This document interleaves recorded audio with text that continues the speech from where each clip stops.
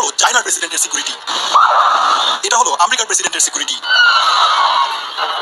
আশা করছি সবাই বুঝতে পারছেন যে কি নিয়ে কথা হবে। চলুন আজকে এই ভিডিওটা দেখা যাক।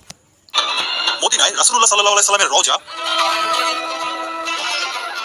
এই জায়গাটা পৃথিবীর সবচেয়ে হাই সিকিউরিটি জোনের মধ্যে একটি। এখানকার সিকিউরিটি শুধু নিচে না, আকাশ থেকেও। কারণ এই রওজার ছাদের উপর থেকে শুধু পাখিরা বাদে আর প্রতিদিন হাজার হাজার সৈন্য 200 গেটের মাধ্যমে নবীজি সাল্লাল্লাহু আলাইহি সাল্লামের রওজা পাহারা দেয়। কিন্তু দাঁড়ান, এটা শুধু মাটির উপরের সিকিউরিটি। যদি কেউ মাটির নিচ থেকে রাসূলুল্লাহ সাল্লাল্লাহু আলাইহি সাল্লামের রওজা পর্যন্ত যাওয়ার চেষ্টা করে তো এটা ইম্পসিবল। কারণ সৌদি আরবের সরকার সেখানে মাটির নিচে সব জায়গায় রাডার লাগিয়ে রেখেছে। মানে মদিনার মাটির নিচে যদি কোনো একটা জিনিস হালকা নড়ে ওঠে, ওই খবর সোজা সৌদি আরবের সৈন্যদের কাছে চলে যায়। আর তার কিছুক্ষণ সময়ের মধ্যেই পুরো সৌদি আরবে এমার্জেন্সি দিয়ে দেওয়া হয়। কিন্তু এগুলো তো শুধু আজকালকার সিকিউরিটি, এমনটা সবসময় ছিল না। আজ থেকে প্রায় 1000 বছর আগে দুইজন লোক এমন ছিল যারা নবীজি সাল্লাল্লাহু আলাইহি সাল্লামের রওজার ভিতরে ঢুকতে চেয়েছিল। আর এমনটা করার জন্য ওই দুইজন লোক খুবই ভয়ঙ্কর একটা প্ল্যান তৈরি করে।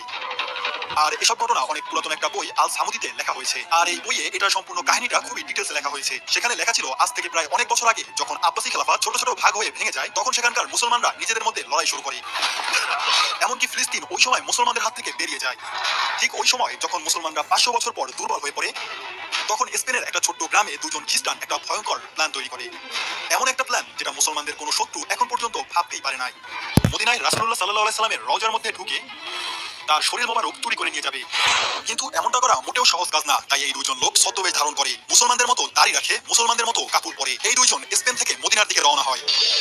যখন এই দুইজন মদিনায় যায়, তখন তাদের লম্বা দাড়ি আর জুব্বা দেখে মদিনার লোকেরা ভাবে এরা দুইজন অনেক পরেশগার। আর এই দুইজন মুসলমান হওয়ার এত ভালো অ্যাক্টিং করে, যার জন্য রাসূলুল্লাহ সাল্লাল্লাহু আলাইহি সাল্লামের রওজার পাশে একটা ঘরে থাকতে দেওয়া হয়।